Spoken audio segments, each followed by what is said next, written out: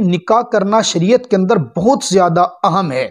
निकाह की अहमियत का अंदाजा इस बात से लगा लीजिए कि आका मदनी करीम सल्लल्लाहु ताला अलैहि वसल्लम ने वाज़े फरमाया, अन निकाहु मिन सुन्नती फमन रग़िबा अन सुन्नती फलैसा मिन्नी।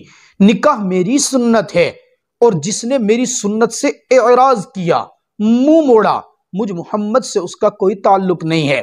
गोया जिसका आका से कोई ताल्लुक नहीं, आका कल क़यामत वाले दिन ना तो उसकी सिफारिश करेंगे, ना उसको मोहब्बत देंगे, ना उसको अपना बनाएंगे, वो तो किसी खाते में जाएगा ही नहीं। तो कितनी बड़ी बात। और अगर आप अहादीस का मुताला करें तो अहादीस की किताबों के अंदर लिखा हुआ है, अरबउम मिनल मुरसलीन मिन सुननिल मुरसलीन। 4 चीजें ऐसी हैं जो तमाम अंबिया की मुश्तरका सुन्नत है। नंबर 1 अल हया, नंबर 2 व तअत्तुर, नंबर 3 व सिवाक, नंबर 4 व निकाह। हया करना ये तमाम अंबिया की मुश्तरका सुन्नत है। खुशबू लगाना तमाम अंबिया की मुश्तरका सुन्नत है। मिसवाक करना तमाम अंबिया की मुश्तरका सुन्नत है।